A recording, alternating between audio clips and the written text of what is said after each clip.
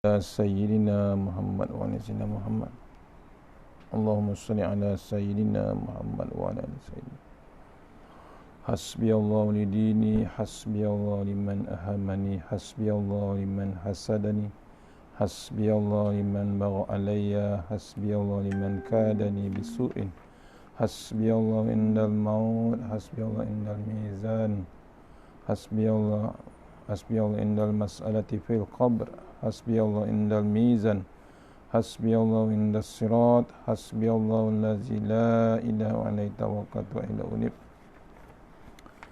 أعوذ بالله من الشيطان الرجيم. بسم الله الرحمن الرحيم. السلام عليكم ورحمة الله وبركاته. الحمد لله رب العالمين، والصلاة والسلام على أشرف المرسلين وعلى آله وصحبه أجمعين.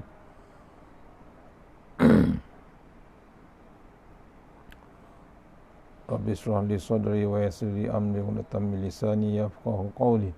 Wa ya ibadallah ittaqullah usikum wa iyaya bittaqullah. Faqad fazal muttaqun. Allah ta'ala inna hikmataka wa ansur alaina min haza'imitaka ya arhamar rahimin. Bismillahirrahmanirrahim. Bismillah ma sya'allah la yasuq ya Allah. Bismillah ma sya'allah la yasrifu ya Allah. Bismillah ma sya'allah ma kana min ni'matin fa min Allah. Bismillah ma sya'allah la ya'ti bil hasanati Allah. Bismillah ma sya'allah la hawla wa la quwwata illa billahil aliyyil azim. Subhanaka la ilma lana illa ma 'allamtana innaka antal alimul hakim. Alhamdulillah, jumpa lagi kita untuk pengisian tafsir Tuan Guru yang Abdul Aziz untuk meneruskannya. Untuk kuliah duha pagi ini khas online untuk ditujukan kepada surah Al-Qariyah, Taman Salak Jaya, Sungai Besi, Salak Selatan, Kuala Lumpur, insyaAllah. Sebelum kita mulakan surah Al-Fatihah sambil kita share kuliah pagi ini. Mohon share insyaAllah.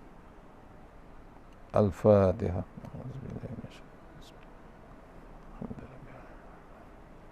Iya kan.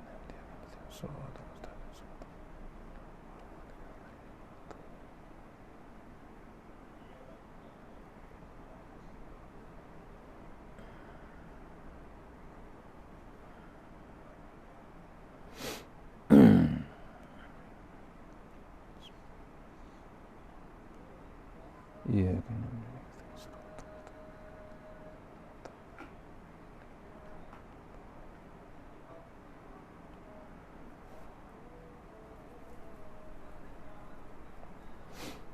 InsyaAllah mohon sahabat-sahabat share.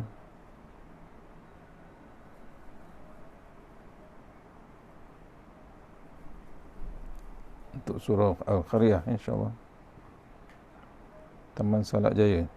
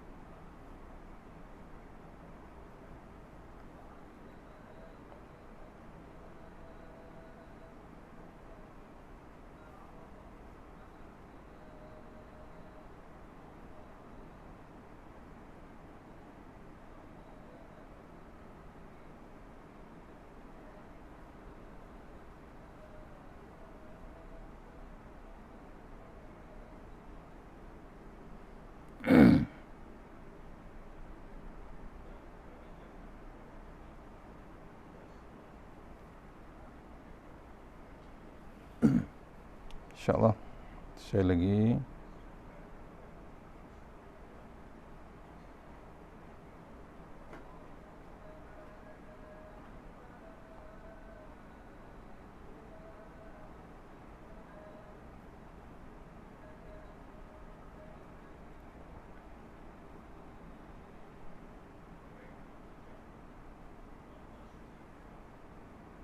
Mohon sahabat share dulu.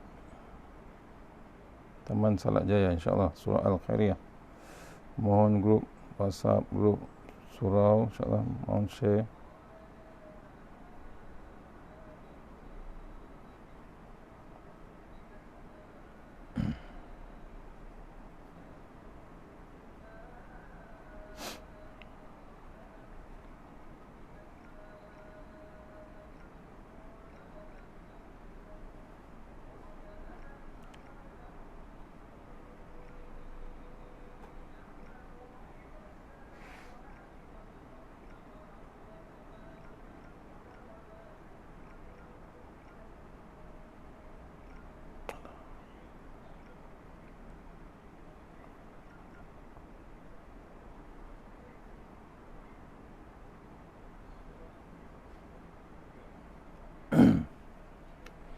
InsyaAllah kita terus pada ayat nombor 18 insyaAllah. Muka surat 102 insyaAllah. Mohon kitab tafsir Tuan Guru Ni Abdul Aziz, muka surat 102 ayat nombor 18. Surah Hud lagi insyaAllah. A'udzubillahi minasyaitonirrajim. وَمَنْ أَظْلَمُ مِمَّنِ افْتَرَى عَلَى اللَّهِ كَذِبًا أُولَئِكَ يُعْرَضُونَ عَلَى رَبِّهِمْ وَيَقُولُ أَشْهَادُ هَؤُلَاءِ الَّذِينَ كَذَبُوا عَلَى رَبِّهِمْ أَلَا لَعْنَةُ اللَّهِ عَلَى الظَّالِمِينَ. Sadaqallahul Azim. Surah Hud ayat nombor 18. Kita tengok maksud dia. Dan tidak ada yang lebih zalim daripada orang-orang yang mereka-reka perkara dusta terhadap Allah. Orang-orang yang demikian sifatnya akan dibawa menghadap Tuhan mereka. Dan pada hari itu akan berkatalah saksi-saksi, yakni dari malaikat-malaikat, nabi-nabi dan anggota tubuh mereka sendiri. Inilah orang-orang yang membuat dusta terhadap Tuhan mereka. Ketahuilah, yakni sesungguhnya laknat Allah tertimpa kepada orang-orang yang zalim. Surah Hud, surah nombor 11 ayat 18. Ya. Kita baca balik artinya. Tidak ada yang lebih zalim daripada orang-orang yang mereka-reka perkara-perkara dusta terhadap Allah. Orang-orang yang demikian sifatnya akan dibawa menghadap Tuhan mereka. Dan pada hari itu akan berkatalah saksi-saksi, yakni dari malaikat-malaikat, nabi-nabi dan anggota tubuh mereka sendiri. Inilah orang-orang yang membuat dusta terhadap Tuhan mereka. Ketahuilah, yakni sesungguhnya laknat Allah tertimpa kepada orang-orang yang zalim. Ayat 18 daripada surah Hud. Dalam kitab ni kita baca terus, wa man azlamu. Tuhan bertanya satu lagi, wahai Muhammad sallallahu alaihi wasallam, aku hendak tanya kamu dalam ramai-ramai kalangan orang yang jahat dan zalim, cuba tunjukkan orang yang lebih jahat dan yang lebih zalim daripada orang yang tidak mendengar kata aku. Allah menyoal, Allah bertanya kepada Rasulullah sallallahu alaihi wasallam. Memang di muka dunia ini ada ramai orang yang jahat, zalim, suka membuat khianat dan suka membalas dendam. Tetapi dalam ramai-ramai yang jahat ini, aku hendak tanya kamu, ada lagikah yang lebih jahat daripada orang-orang ini? Mimman iftara 'ala Allahi kaziba. Orang-orang yang buat karut terhadap Tuhan dengan cara bohong terang-terangan. Mereka memberitahu orang ramai bahawa ini adalah hukum Tuhan dan inilah agama serta syariatnya. Padahal dia tahu perkara itu tidak betul dan olok-olok. Di atas muka dunia ada lagikah orang yang lebih jahat daripada orang ini? Ya, Allah menanya, siapa yang paling jahat yang dalam dunia ini? Daripada ayat awal tadi. Ya, siapa yang paling hebat di kalangan orang-orang jahat? Antara orang jahat tu ada yang paling jahat. Paling hebat sekali. Allah menanya, siapa orang paling jahat? Adakah lagi yang paling jahat?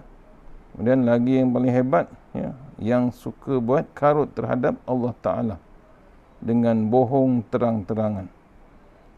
Mereka memberitahu orang ramai bahawa ini adalah hukum Tuhan dan inilah agama serta syariatnya. Padahal dia tahu perkara ini tidak betul dan olok-olok. di atas muka dunia, ada lagikah orang yang lebih jahat daripada orang ini? Tutup guru, pembunuh memang jahat, tetapi hanya seorang dirinya sahaja yang jahat. Pencuri pun memang jahat, tetapi kejahatannya hanya terhadap harta orang yang dicurinya sahaja. Tetapi apabila seorang alim menyeleweng ajaran agama, akibatnya bukan dia sahaja yang menyeleweng, bahkan semua anak murid, rakyat dan orang yang berada di bawah pengaruhnya habis turut menurut belaka. Kalau kebetulan dia berpengaruh luas, maka lagi ramailah orang yang akan terpengaruh.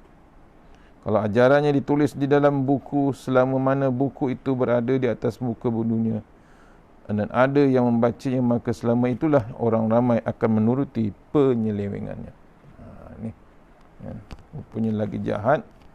Ada lagi yang paling jahat, iaitu berbeza daripada pembunuh yang memang jahat, tapi dia bunuh hanya untuk dirinya sendiri saja.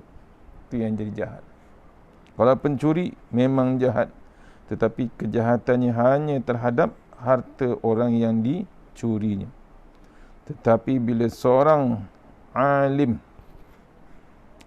menyeleweng daripada ajaran agama, akibatnya bukan dia saja yang menyeleweng, bahkan semua anak murid, rakyat dan orang yang berada di bawah pengaruhnya habis turut menurut belaka.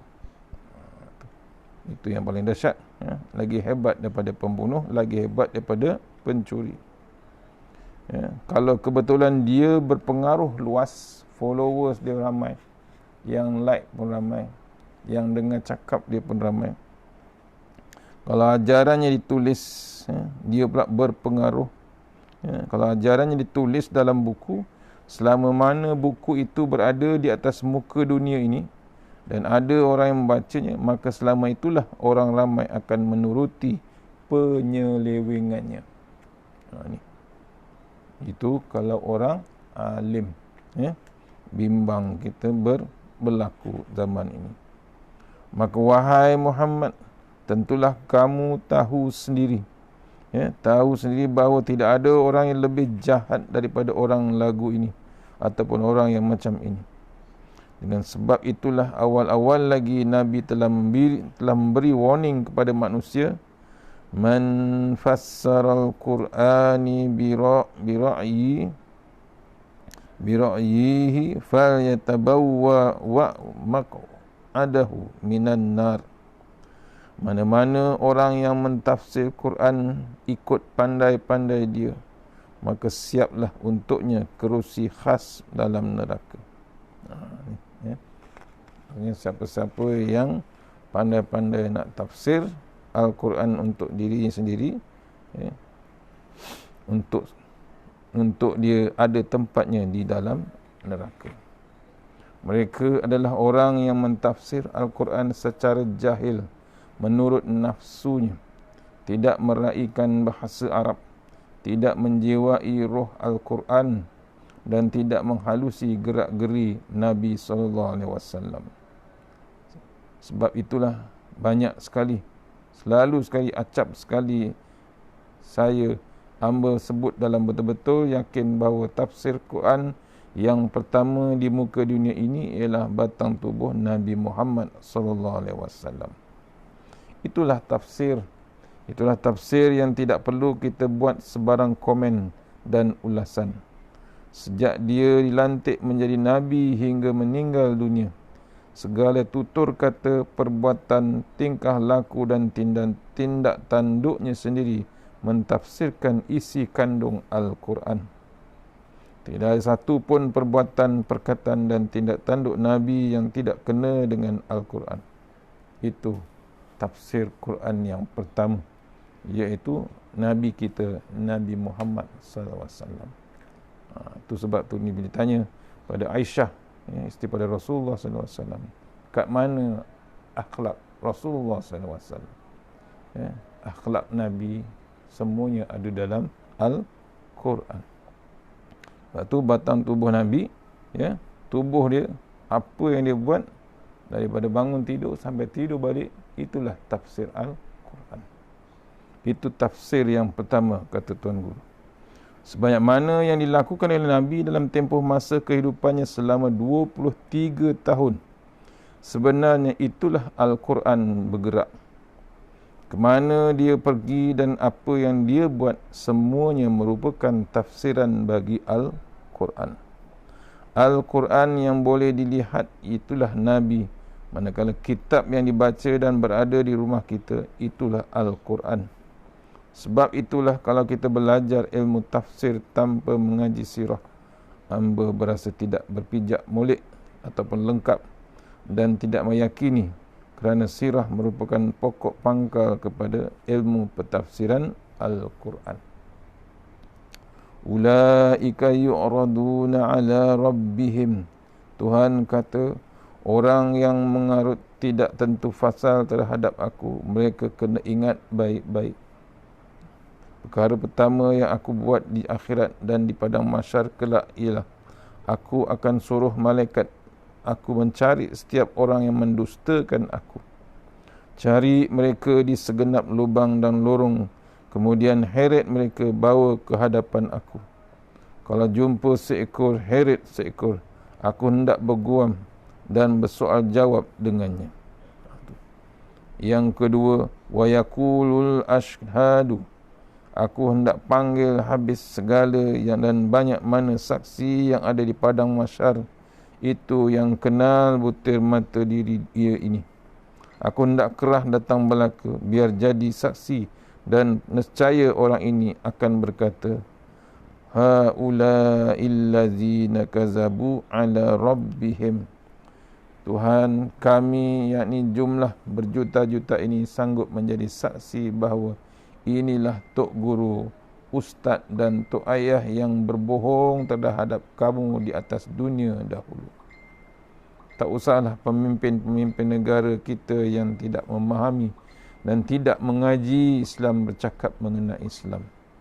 Apabila mereka bercakap mengenainya, tentulah buah fikiran itu diambil daripada orang lain. Tambahan pula, dunia sekarang adalah dunia kepatian, yang mana setiap ahli kena sebulu dengan bosnya. Jika perkara itu menepati keinginan bosnya, dia akan berkata yes. Dia akan berkata yes selalu, ataupun terus, ataupun ya encik, ya tuan, walaupun perkara itu tidak menepati kehendak Islam. Ini yang bahaya zaman sekarang. Pasal apa? Dia menjaga kepentingannya. Kena pula yang bercakap tu pemimpin-pemimpin negara. Kepemimpin yang tidak memahami, tidak mengaji bab Islam, tiba-tiba bercakap pasal Islam. Bila bercakap, tentulah buah fikiran itu diambil daripada orang lain. Copy paste. Kemudian zaman sekarang pula penuh dengan dunia puak ataupun dunia kepatian, yang mana setiap ahli kena sebulu dengan bosnya. Apa bos cakap, betul. Betul selalu. Kata Tok Guru, apa keinginan bos mesti ditepati, dan selalu terus dia kata yes. Semuanya betul, walaupun tidak betul. Betul lah kata Tuan Guru Datuk Ismail Kamus. Ramai orang suka dipuji. Ramai orang suka dipuji walaupun tak betul. Tidak ramai orang suka dikeji walaupun betul. Simple ya. Dah berumur dah tua dah, tapi masih lagi mengaku dia muda. Kena pula orang puji. Pakcik nampak muda, suka dia. Walaupun dia tahu dia tu tua. Kalau tengok cermin dia tahu dia tua. Tapi anak muda ni ada hal, ada nak puji, ada nak jack, ada nak raikan orang tua ni. Dia kata pakcik nampak muda, suka pakcik tu. Seronok dia. Lupa terus dia punya keadaan sebenarnya. Tu suka dipuji. Kalau dikeji, marah dia. Pakcik tua bangka, marah. Contoh orang zaman sekarang, marah disebut dia tu pakcik tua bangka. Sebab ramai orang tidak suka dikeji walaupun betul. Dah betul lah dia tu memang tua, tapi tak hendak mengaku. Tu. Ya. Sebab tu orang jadi bos, orang yang hebat, jadi pemimpin zaman sekarang, walaupun tak betul, dia tetap betul. Pasal apa? Berpengaruh. Bercakap sikit hadis ke, bercakap terus terpengaruh semua. Berbeza jika mereka ni mengaji sendiri daripada guru yang benar-benar mursyid, sama ada di pondok, sekolah Arab ataupun di universiti. Guru yang mursyid maknanya guru yang boleh memimpin manusia menuju ke akhirat. Bukan hanya memimpin manusia mengenai urusan pejabat atau hal ehwal pejawatannya saja. Itulah guru yang dikhendaki oleh Islam.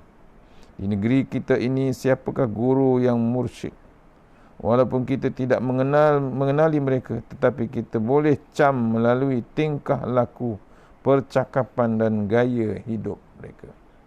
Dia kena renung kita. Maksudnya apa? Kita kena mengaji pada guru yang benar-benar mursyid, yang memang pada pondok, yang ada di sekolah Arab ataupun di universiti. Guru mursyid maknanya guru yang boleh memimpin manusia, bukan di dunia, menuju ke akhirat. Ya, guru yang memimpin manusia menuju ke akhirat.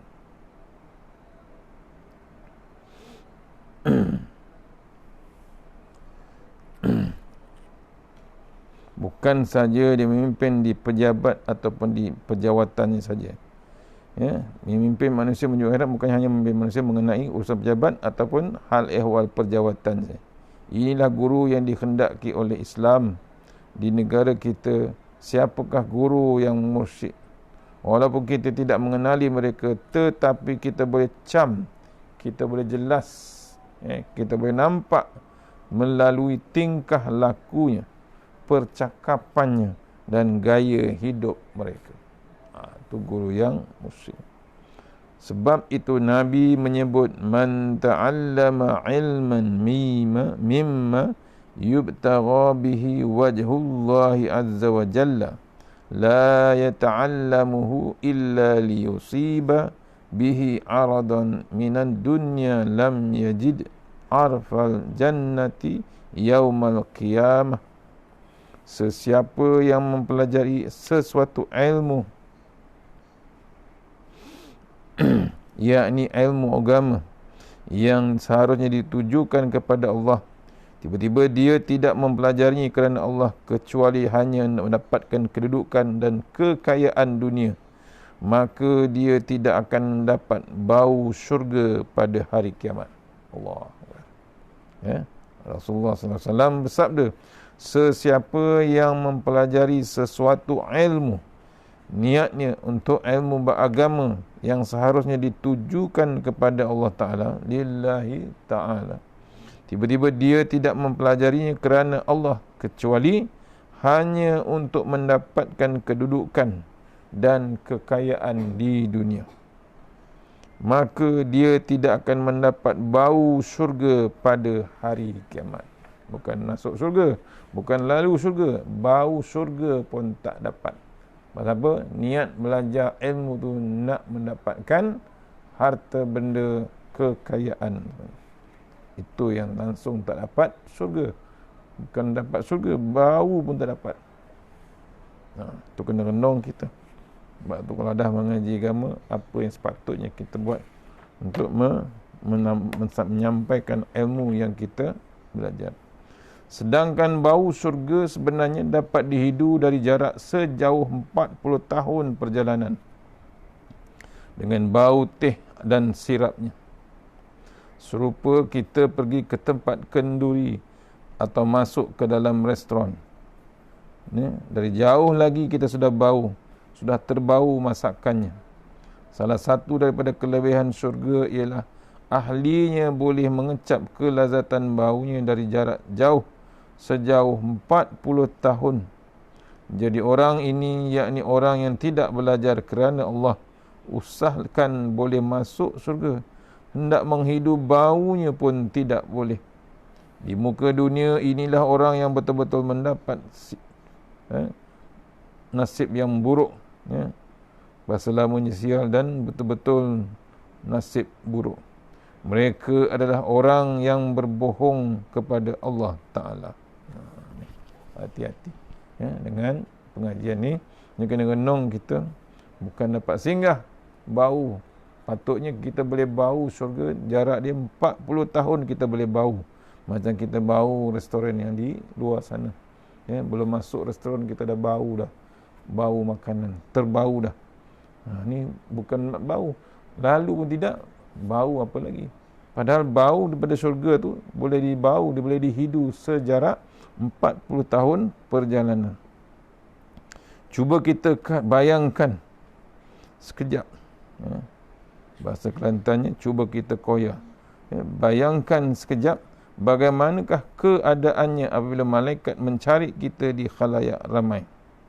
Kita diheret sonsang, diheret kaki di atas, kepala di bawah, dan diletakkan tercongok di hadapan Tuhan yang penuh dengan segala kebesarannya.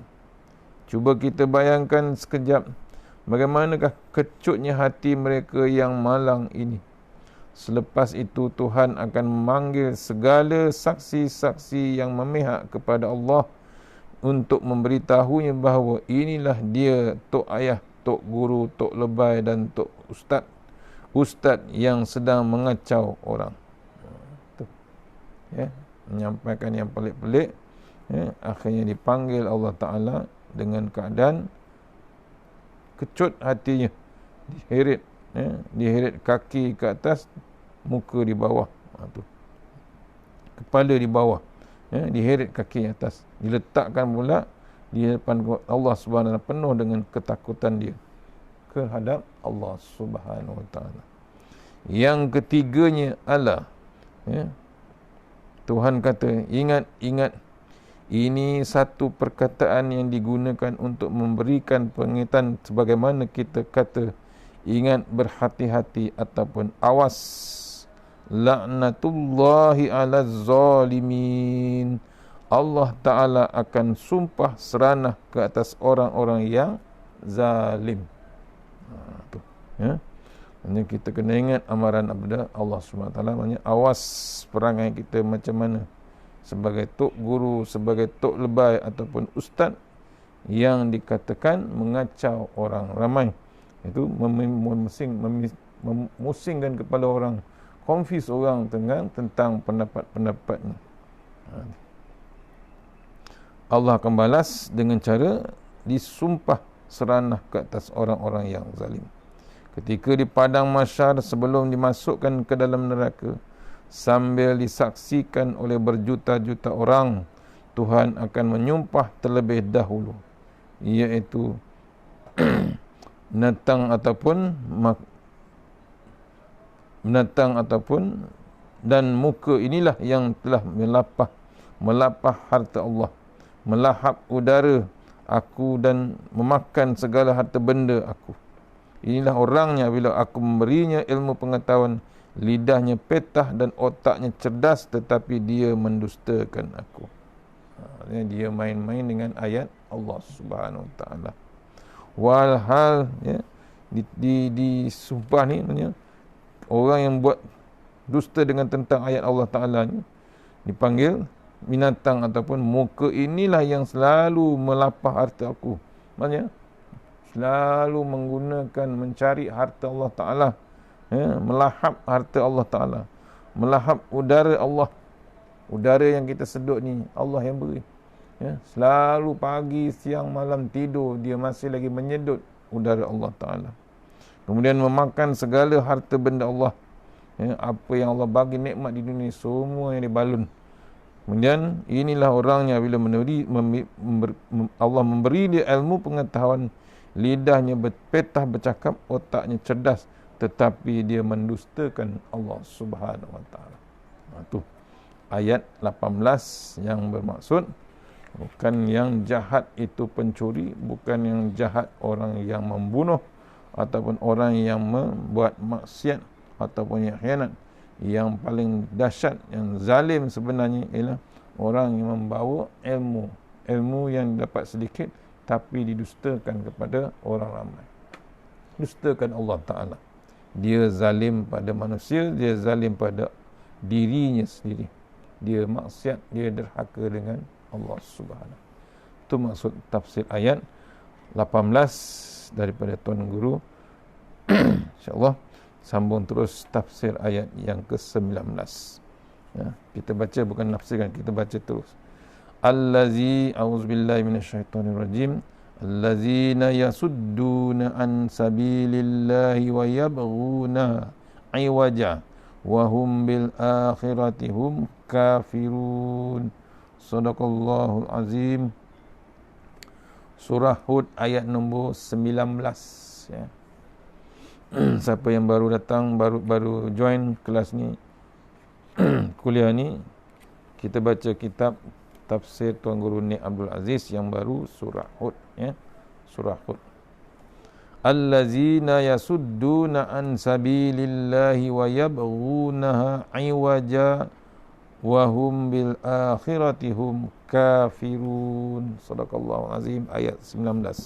Maksudnya kita tengok, orang-orang yang menghalang dirinya sendiri dan orang lain dari jalan agama Allah dan berusaha supaya jalan itu menjadi bengkok terpesong, sedang mereka pula ingkarkan hari akhirat. Ya. Orang yang menghalang dirinya daripada dan juga orang lain dan ikut jalan agama Allah Ta'ala, kemudian berusaha pula jalan itu menjadi bengkok, padahal lurus, sedang mereka pula ingkar pada hari akhirat. Ini ayatnya 19, insyaAllah.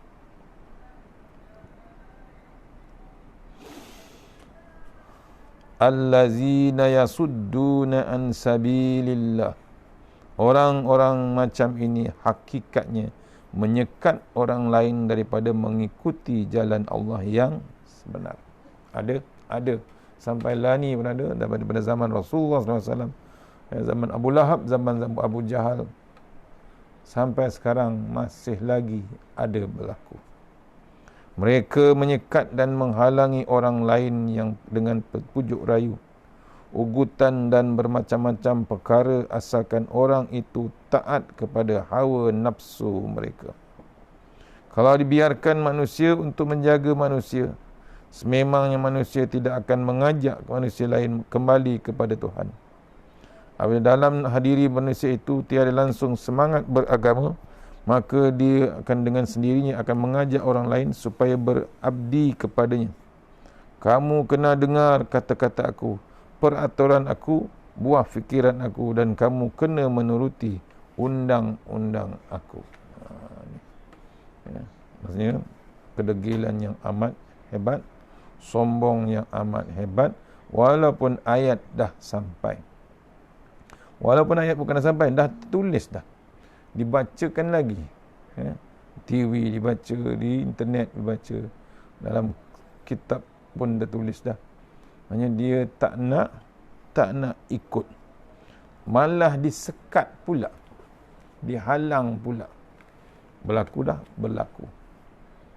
Bukan ayat Quran, bab majlis ilmu pun kadang-kadang disekat, ya.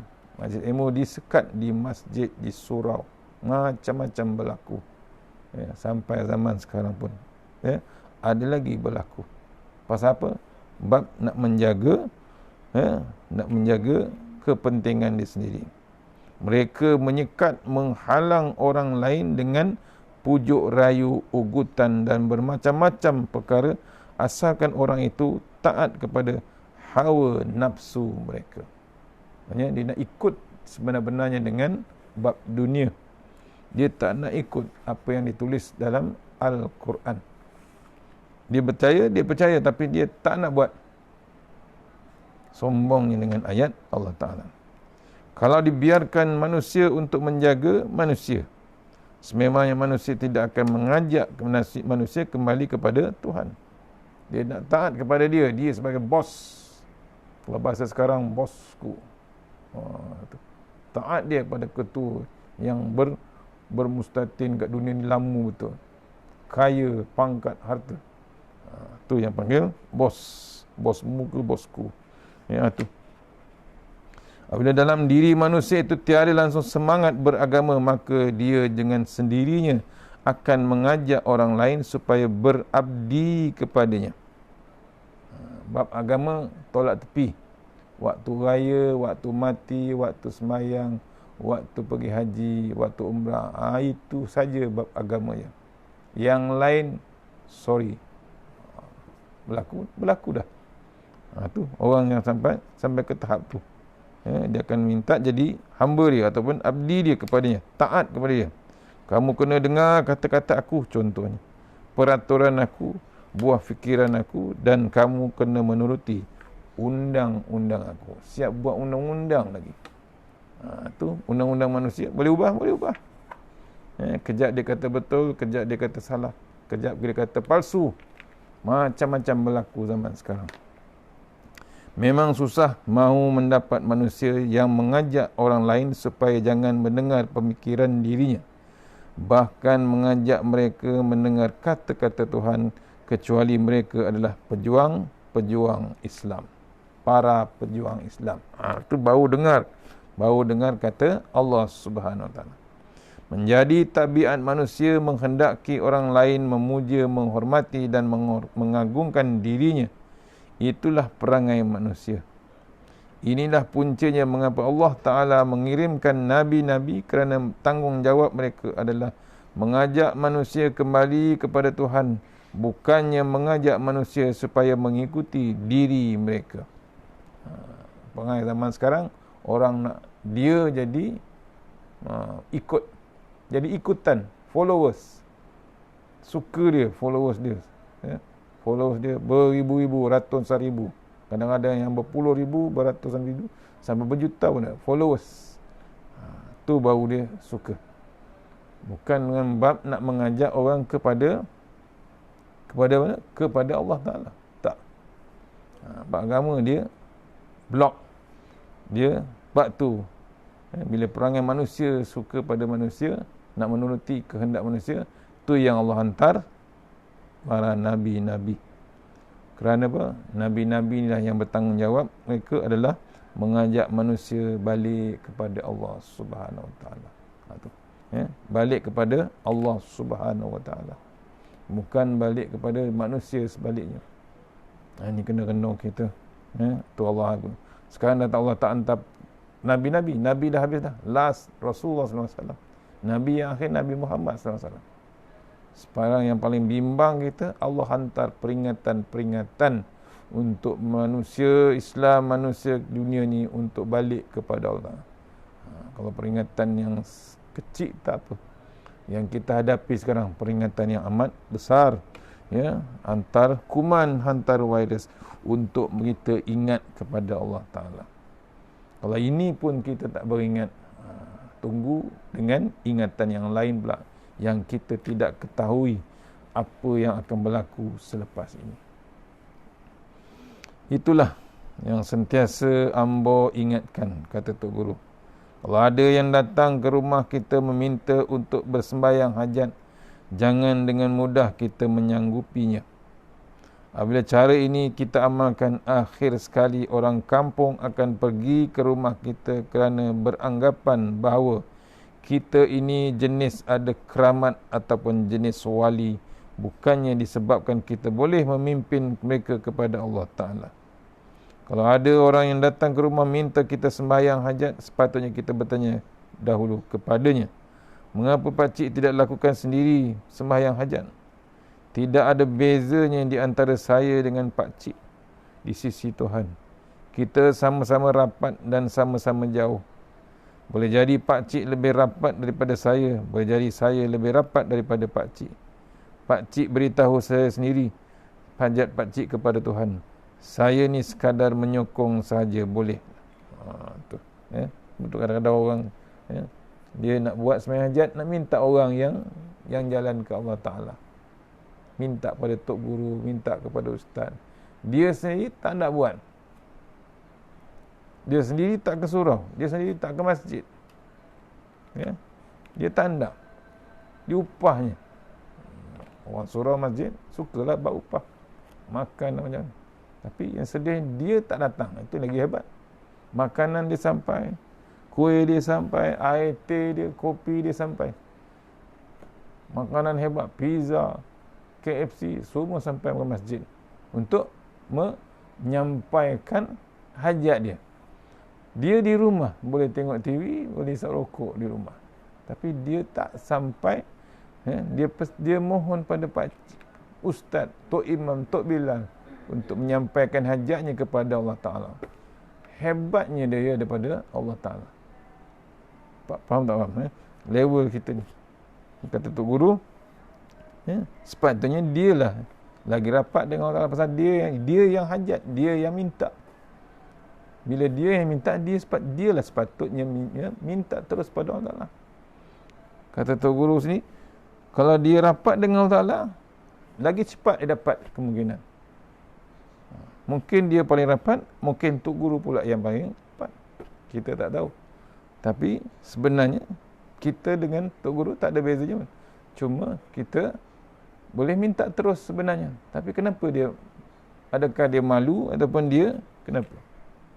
Sombong dengan Allah Ta'ala. Kemungkinan sombong. Pasal tak datang ke masjid. Makanan dia saja ke masjid. Berlaku. Tu kadang-kadang pelik dengan manusia ni. Dia tak malu dengan Allah Subhanahu Wa Taala. Dia berhajat dengan Allah Ta'ala tapi dia tidak minta. Disuruhnya orang lain pula siap bagi upah lagi minta kepada Allah Ta'ala. Orang lain cuma jadi penyokong. Kita aminkan, kita doakan. Tapi kadang-kadang ni tu kata tu, saya ini sekadar menyokong saja. Boleh jadi pak cik ni rapat dengan Allah Ta'ala. Contoh, kenapa nak bagi minta tompang sembahyang hajat? Biar dia berasa bahawa Tok Guru dan Tok Lebay sebagai penyokongnya saja. Ni tidak serupa macam padri yang boleh mengampunkan dosa dan menyempurnakan hajat orang. Kalau Kristian lain, padri itu boleh boleh bayar, boleh diampunkan dosa orang tersebut. Kalau Tok Guru dan Ustaz-Ustaz menerima sahaja dengan mudah permintaan melaksanakan solat hajat, maka tiadalah peluang bagi orang ramai untuk berapat dengan Tuhan. Sedangkan menjadi tanggungjawab Tok Guru untuk membawa dan mengajar manusia cara berhubung dengan Allah. Cuma kalau ada orang yang minta tolong sekali-sekala, bolehlah kita tunaikan. Ni sebenarnya dia Ustaz. Kalau Tok Guru dan Ustaz-Ustaz menerima saja mudah meminta melaksanakan solat hajat mereka, maka tiadalah peluang. Asyik Ustaz saja buat solat hajat, asyik Tok Guru je buat solat hajat. Bila masa orang yang minta hajat tu nak rapat dengan Allah Ta'ala, nak dekat dengan Allah Ta'ala, kenapa macam tu? Sepatutnya Ustaz dan Tok Guru, alim ulama, bawa orang tersebut dekat kepada Allah Ta'ala. Itu tugasnya, tanggungjawab Tok Guru untuk membawa dan mengajar manusia cara berhubung, berkomunikasi dengan Allah Ta'ala. Dekatkan diri dengan Allah Ta'ala. Itu sepatutnya. Kenapa kita nak minta Tok Guru dan Ustaz? Itu kena renung kita. Cuma ada orang sekali-sekala tu tak apa. Tapi kalau dah biasa sangat, jadi fokus. Tok Guru, Ustaz, tolong sembahyang hajat. Itu pun kadang-kadang kita kena renungkan. Kita jauh daripada Allah Ta'ala. Sepatutnya kita sendiri yang boleh dekat dengan Allah Subhanahu Wa Ta'ala. Nabi kita sendiri pun pernah meminta sahabat-sahabatnya berdoa untuk dirinya. Sewaktu seorang sahabat hendak pergi ke Mekah, Nabi mengiringinya sampai keluar kawasan perkampungan.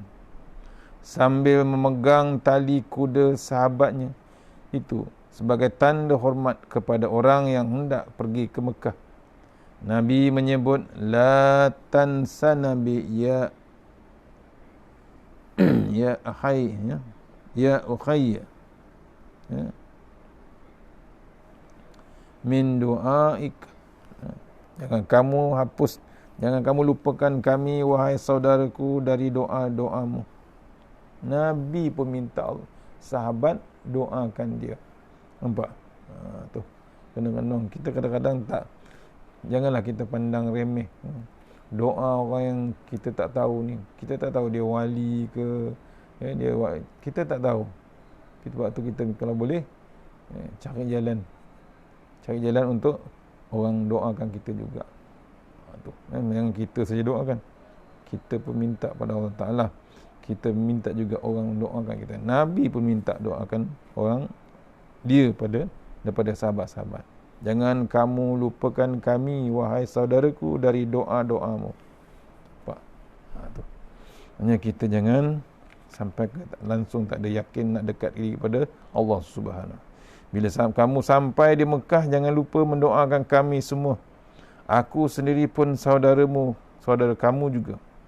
Apabila sampai di tempat-tempat mustajab, berdoalah untuk aku juga. Artinya Nabi sendiri pun menyuruh sahabatnya berdoa untuknya. Lebih kurang macam sembahyang hajat kita lakukan sekarang ini. Tetapi orang yang Nabi suruh itu memang orang yang sudah ditrain, yang sudah dilatih. Maksudnya Nabi menyuruh tu sahabat-sahabat yang Nabi dah didik. Awal lagi, dah lama dah Nabi didik untuk berdoa kepada Allah Ta'ala, untuk dekat dengan Allah Ta'ala. Tu kena-kena kita. Ini orang yang tahulah, orang yang ada ilmu. Jadi apabila ada seorang minta kita sembahyang hajat, bersembahyang hajat, bolehlah kita menerimanya, tetapi beritahu kepada dia, sembahyang hajat ini bukanlah payah sangat. Pakcik ambil wuduk, kemudian tunaikan sembahyang 2 rakaat.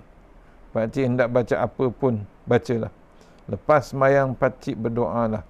Tidak erti berdoa dalam bahasa Arab, berdoalah dalam bahasa Melayu. Simple je kita tunjukkan. Supaya dia dekat sendiri terus dengan Allah Subhanahu Wa Taala. Jangan minta terlalu sangat berharap dengan orang untuk doakan hajat dia sendiri. Dia sendiri kena minta. Ya Allah, ya Tuhan kami, lembu aku hilang.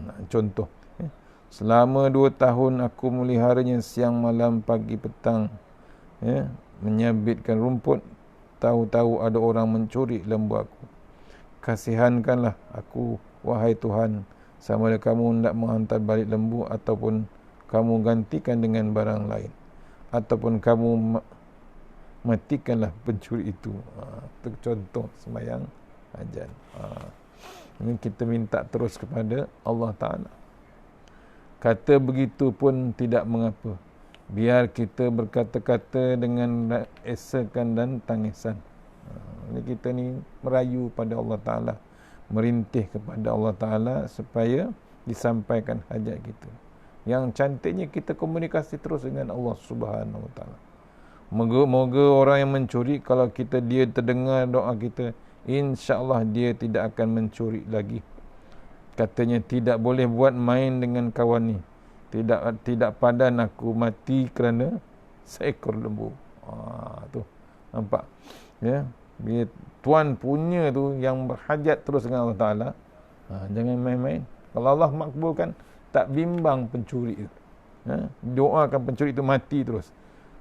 Sia-sia, bukan besar sangat pencuri, seekor lembu je, tapi didoakan mati dia. Bimbang tak pencuri? Bimbang. Bila bimbang, nampak, dibagi pula petunjuk pada orang yang mencuri itu. Tahu bab tu, insya-Allah dia tidak akan mencuri lagi. Bimbang dak perangai maksiat dia tu. Habis ayat 19 ya. Sama sikit.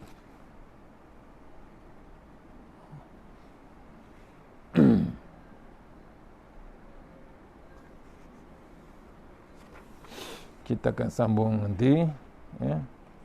InsyaAllah cuba tengah hari kan untuk ayat yang ke-20. Mudah-mudahan pengisian pagi ini dapat kita bawa menghadap Allah Ta'ala. Kita baca terus, jangan tak baca. Dah beli kitab Tok Guru tafsir, kita baca sama-sama insyaAllah. Kalau tidak, tak terbaca-baca juga. Bukan kita nak tafsir, kita sebenarnya baca.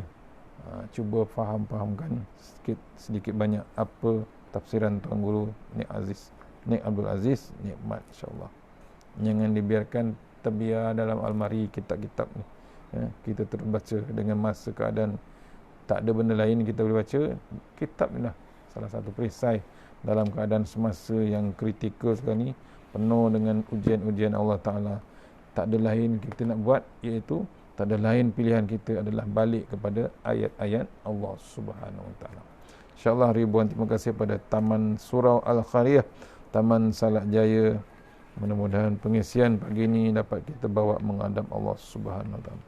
Kita berdoa sama-sama, mohon jemaah di Surau Salak Jaya, mohon kita doa supaya bulan depan kita dapat kuliah sebenarnya, iaitu kuliah offline di surau dan berjemaah kita, insyaAllah subuh tak kira 5 waktu kita dapat berjemaah. Mohon kita sama-sama doa, insyaAllah. Al-Fatihah. Bismillahirrahmanirrahim. Iyyaka na'budu wa iyyaka nasta'in. Shiratal ladzina an'amta 'alaihim.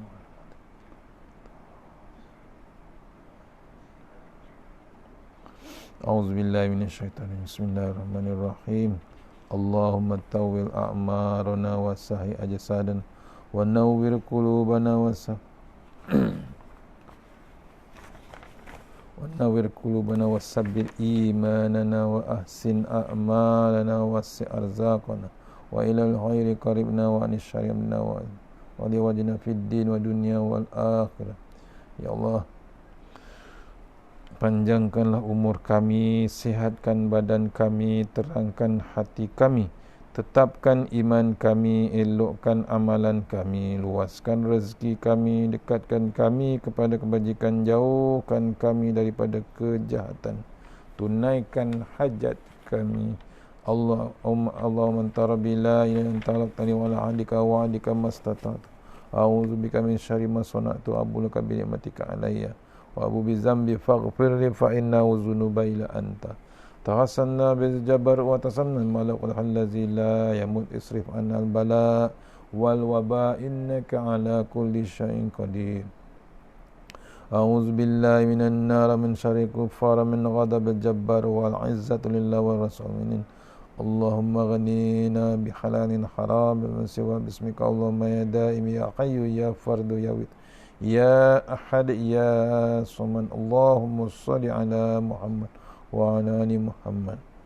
Bismillahirrahmanirrahim. Subhanallah aliyyi dayan, subhanallah syadidil arkan, subhanallah yashabu billahi wa yati billah, subhanallah man la yushaghilu sya'an, subhanallah hanan manan, subhanallah musabbahi fi kulli makan.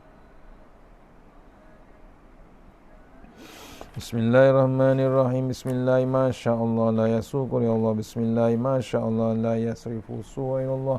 Bismillah ma sya'allah ma kana min ni'matin fa min Allah. Bismillah ma sya'allah la ya'ti bil hasanati illa Allah. Bismillah ma sya'allah la hawla wa la quwwata illa billahil aliyyil azim. Bismillahirrahmanirrahim. Bismillah khairil asma. Bismillahilladzi la yadurru ma asmi azza. Bismillahil kafi. Bismillahil mu'afi. Bismillahilladzi la yadurru ma asmi syai'un fil ard wa la fis samaa wa huwas samii'ul 'aliim. Bismillahi ala nafsi wa dini. Bismillahi ala ahli wa mali. Bismillahi ala kulli syai'in a'tani rabbi. Allahu akbar, Allahu akbar, Allahu rabbi la usyriku bihi syai'an azjaruka wa jalla tanaruka wa taqaddasat asma'uka wa la ilaha ghairu. Allahumma inni a'udzubika min syarri kulli jabbarin anid wa a'udzubika min syarri kulli syaitanin marid wa min syarri qada'is su wa min syarri kulli dabbah anta akhizun bi nasiyatiha. Inna rabbi ala siratim mustaqim.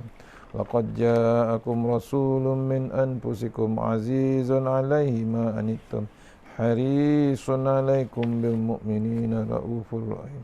Fa in tawallaw faqul hasbiyallahu la ilaha illa huwa tawakkaltu rabbul arsyil azim. Wa may yattaqillaha yaj'al lahu makhraja wa yarzuqhu min haitsu la yahtasib. Wa may yatawakkal 'ala Allahi fa huwa hasbuh. Innallaha balighu amrihi qad ja'ala Allahu likulli syai'in qadra. Bismillahilladzi la yadurru ma asmihi syai'un fil ardi wa la fis samaa'i was samii'ul 'aliim. Bismillahilladzi la yadurru ma asmihi syai'un fil ardi wa la fis samaa'i was samii'ul 'aliim.